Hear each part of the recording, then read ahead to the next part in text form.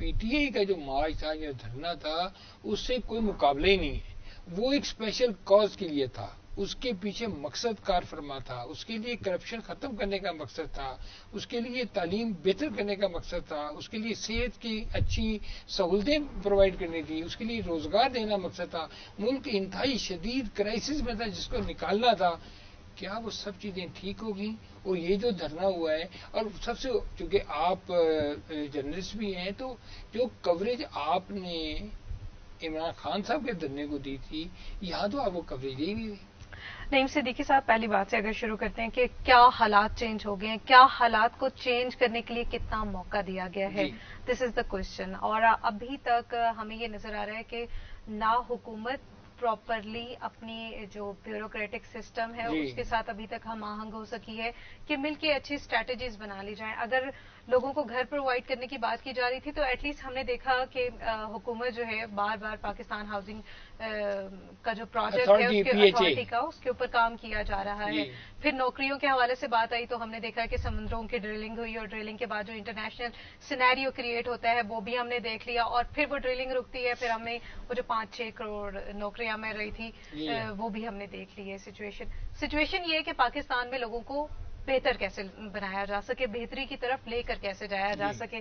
تو تعلیم کے لحاظ سے اگر دیکھا جائے تو گورنمنٹ کو سارا کا سارا فوکس وہاں پہ کر دینا چاہیے. اب ہم نے ایک اور چیز دیکھی کہ ہم جب تعلیم کی بات کرتے ہیں, جو زیادہ تر لوگ ایجوکیشن سے تعلق رکھتے ہیں وہ کہتے ہیں کہ تعلیم دے دینا ساری چیزیں ٹھیک ہو جائیں گی, تعلیم دے دیتے تو شاید یہ جو ابھی رحیم یار خان کا انسیڈنٹ ہوا ہے وہ بھی نہ ہوتا.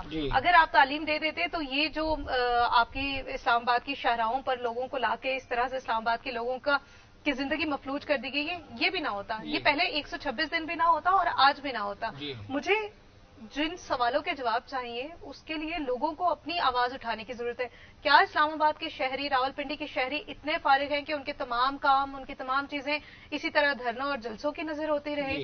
اور جو پالیسی میکرز ہیں اور وہ لوگ جو ان لوگوں کو بار بار لے کر آتے ہیں, تو انہیں بھی یہ سوچنے کی ضرورت ہے کیا یہ تمام لوگ کوئی پروڈکٹیو کام نہیں کر رہے. آپ وہ تو پرائم منسٹر نے کہا سارے بے روزگار اکٹھے ہو گئے ہیں. جاننے کی کوشش کریں کہ اسلام آباد اور راولپنڈی میں لوگ کیا کام کر رہے تھے. اسلام آباد اور راولپنڈی میں پالیسی میکنگ ہوتی ہے. اگر آپ راولپنڈی اور اسلام آباد کی پالیسی میکنگ کو سٹاپ کر دیتے تو پھر آپ کس بات کی کلیم کرتے ہیں کہ آپ پاکستان میں ترقی لے آئیں گے اور پاکستان میں کسی بھی قسم کی بہتری ہو جائے گی.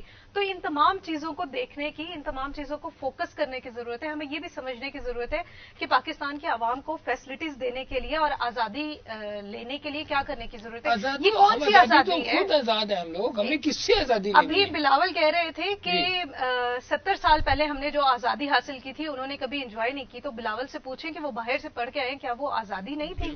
اگر پاکستان میں اچھا تعلیمی نظام ہوتا تو یقیناً بلاول پاکستان میں پڑھتے. جی بالکل. اگر ہم پاکستان میں پڑھ کے پاکستان کے بارے میں بول رہے ہیں, پاکستان کے لیے کام کر رہے ہیں اور اپنا پوٹینشیل شو کر رہے ہیں, تو یہ پولیٹیکل جو جماعتیں ہیں, ان کے جو بچے ہیں تمام پالیٹیشینز کے, وہ کیوں پاکستان میں نہیں رہتے؟ وہ کیوں پاکستان کی بہتری کے لیے کام نہیں کرتے؟ اور صرف باتوں میں کیوں رہتے ہیں؟ کا تعلیم سے اور اس سے غیر تعلیم سے کتنا تعلق ہے؟ مطلب کیا یہ جو لوگ آئے ہیں سارے, جیسے پرائم منسٹر صاحب نے کہا ہے کہ یہ بے روزگار سارے اکٹھے ہو گئے ہیں, چلیں مان لیتے ہیں کہ یہ بے روزگار, کیا یہ ایسا وقت تھا کہ جہاں آپ اتنا پرسنل کنفرنٹیشن لے لیں کسی کے ساتھ؟ دیکھیں, اگر ہم یہ بھی کہہ دیتے ہیں کہ یہ لوگ بے روزگار نہیں تھے, یہ تو اپنا تمام کا تمام کاروبار سٹیک پہ لگا کر یہاں پر آئے ہوئے ہیں. بات یہ ہے کہ کیا یہاں پر جو لوگ تھے ان کو بے روزگار کرنا زیادہ ضروری ہے؟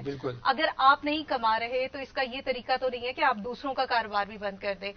پوری G9 H9 پورا اسلام آباد میں پیرالائز ہے. کاروبار پچھلے 2 دن میں تاجروں نے دکانیں بند رکھی, آفیسز بند اس کے بعد یہ ہو گیا, اسکول بند ہیں. کیوں ان تمام چیزوں کا تعلق نہیں ہے تعلیم کے ساتھ؟ اگر تعلیم ہوتی تو یقیناً یہ لوگ کوئی نہ کوئی پوٹینشیل اپنا کام کر رہے ہوتے اور دکھاتے کہ پاکستان میں کچھ بہتر کرنے کے لیے بھی ہے. اور ہمیں کب تک اس طرح دھرنوں میں لگا کر یہ بات یاد دلائی جائے گی کہ یہ پولیٹیکل پارٹی ٹھیک نہیں آئی تھی, یہ الیکشن ٹھیک نہیں ہوئے تھے, اور اگر نہیں ٹھیک ہوئے تھے تو پہلے بھی نہیں ٹھیک ہوئے تھے. ابھی ایک اور بات کہہ رہے تھے جی, بلاول کے مشرف دور میں جو الیکشن ہوئے ہیں وہ غلط تھے. اگر مشرف دور کے الیکشن غلط تھے تو پیپلز پارٹی کی حکومت کیسے الیکشن آج تک ٹھیک ہوا ہے؟ مجھے آپ یہ بتائیے کہ تعلیم میں اور شعور میں کیا فرق ہے؟ اور مدینہ کی ریاست کیا تعلیم کے بیس پہ قائم ہوئی تھی؟ کہ شعور کے بیس پہ کیا ہوئی تھی. وہاں تو اس وقت اس میں لوگوں پر تعلیم تھی نہیں. تو کیا ایسا جذبہ تھا, کیا ایسا ایمان تھا, کیا ایسا ڈسپلن تھا, کیا ایسا شعور تھا کہ سارے کے سارے لوگ جو ہے وہ ڈسپلنری بھی ہو گئے, وہ سارے کے سارے ایماندار بھی ہو گئے, اور سارے ایک راہ پہ چلنے والے بھی ہو گئے, اور اپنے امیر کے آگے سر نے اپنا سر بھی جھکا دیا. صدیقی صاحب بہت اچھا سوال کیا آپ نے. ریاست مدینہ کی جب ہم بات کرتے ہیں تو نبی پاک صلی اللہ علیہ وسلم نے پہلے سب سے ایگزامپلری وہ بنے, انہوں نے ایگزامپل سیٹ کی, تو جس کی وجہ سے لوگوں نے ان کی اطاعت کی. اور یہ سب سے پہلے آپ کے اندر چیزیں ہوتی ہیں, آپ کتنے آنیسٹ ہیں, آپ کتنے ایمانداری کے ساتھ لوگوں کے ساتھ ڈیلنگ کرتے ہیں, کتنا سچ بولتے ہیں, اور کتنے آپ پروفیشنل ہیں. سب سے بڑی بات جو آج کل کے دور میں دیکھیں, میں یہ سمجھتی ہوں کہ جو یہ گورنمنٹ ہے جو کہ یہ سلوگن لے کے آئی تھی ریفارمز کا ایجوکیشن میں, ہیلتھ ایجوکیشن, نوکریاں, جو ہماری محرومیاں تھیں, جو شارٹ کٹ, بالکل ہمیں ایک ہوپ تھی صدیقی صاحب, ان سے پرائم منسٹر صاحب سے اور ان کی پارٹی سے ہمیں ہوپ تھی. ان لوگوں سے ہم ڈس اپوائنٹ ہو چکے تھے, جس کی وجہ سے ہم نے انہیں ووٹ دیا, ہم نے انہیں الیکٹ کر کے یہاں بھیجا تاکہ جو یہ سلوگن ہمیں دے رہے ہیں, مینیفیسٹو جو دے رہے ہیں, ہمارے لیے کام کریں گے. وہ سال کے اندر آپ دیکھیں ایجوکیشن, میں ایجوکیشن سے وابستہ ہوں, پروفیسر ہوں, یونیورسٹی میں پڑھاتی ہوں. حال دیکھیں ایجوکیشن کا اوپر جانے کی بجائے نیچے آ چکی ہے. آپ ہیلتھ کا دیکھ لیں کیا حالات ہو چکے ہیں, اس کے بعد آپ کی اکانومی کا بیڑا غرق ہو چکا ہے, اور یہ اتنے اسٹبن ہو چکے ہیں کہ بالکل گفتگو شنید, 2-4 سال میں ٹھیک ہو جائے گا. نہیں, کیسے ٹھیک ہوگا؟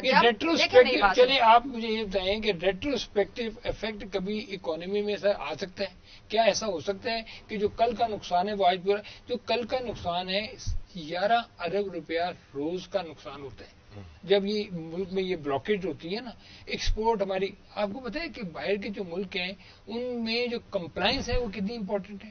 آپ ایک دن آپ کی شپمنٹ ڈیلے ہو جائے, ایک دن آپ کا سامان نہ پوچھے, وہ ریجیکٹ کر دیتے ہیں, وہ آپ کو فردر آرڈر نہیں دیتے.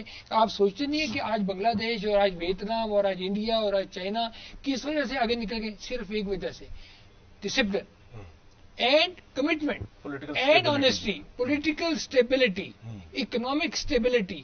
کیا ایک دن میں تو امید نہیں ہو گئے؟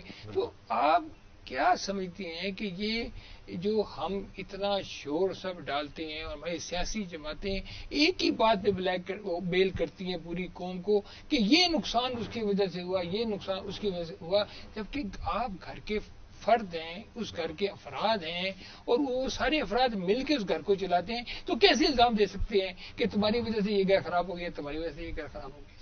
دیکھیے, میری نظر میں اس وقت یہ سوچنے کی ضرورت نہیں ہے کہ کس نے کیا کیا. جی بالکل. اس وقت اب کیا کرنا ہے؟ ہاں, سر جوڑ کے بیٹھ کے یہ ضرورت ہے کہ اس بارے میں سوچا جائے کہ آگے ہم نے کیا کرنا ہے. آگے ہم پاکستان کیسا دیں گے, اور جو نیا پاکستان کا نعرہ دیا گیا تھا اس کو فلی امپلیمنٹ کرنا چاہیے, جس میں کہ کہا گیا تھا کہ ایجوکیشن ریفارمز ہوں گی, ایڈمنسٹریٹو ریفارمز ہوں گی, پولیس ریفارمز, کوئی ریفارمز نہیں ہو رہی, کوئی ریفارمز نہیں ہو رہی. اور وہی مسائل اپوزیشن جب تک ایڈ نہیں ہوگی کہ گورنمنٹ کو ایڈ آن کرنے کی ضرورت ہے. اگر اپوزیشن کو ایڈ آن نہیں کریں گے تو کوئی بھی ریفارمز نہیں ہوں گے. دوسری جو سب سے امپورٹنٹ چیز ہے, پہلے جو بات ہو رہی تھی نا کہ میرے خیال میں جو پرائم منسٹر نے ذکر کیا نا کہ سارے بے روزگار آ گئے ہیں, تو وہ میرے خیال میں وہ پوائنٹ آؤٹ کر رہے تھے ان کے بارے میں جو کہ پہلے گورنمنٹ میں تھے, اور اب وہ بے روزگار. جو پوائنٹ آؤٹ کر رہے تھے نا وہ سمجھنے کی بات ہے. پرائم منسٹر صاحب نے کہا کہ سارے بے روزگار اکٹھے ہو کے آ گئے ہیں, اور یہ سارے NRO مانگنے والے اکٹھے ہو کے آ گئے ہیں, اور میں کسی کو NRO بھی نہیں دوں گا, اور یہ جتنے دن مرضی بیٹھے ان کا کھانا ختم ہو گیا تو ہم ان کو اور بھی کھانا دیں گے. بریک سے جب واپس آئیں گے تو ہم صوفیہ سے یہ سوال ضرور کریں گے کہ کیا اپوزیشن کو اعتماد میں لینا اور ان کے ساتھ جوائنٹ کنسنسس بنانا ضروری تھا یا کنفیڈریشن لینا ضروری تھی. تو ناظرین, یہاں ہم ایک لیتے ہیں چھوٹا سا break, please stay with us.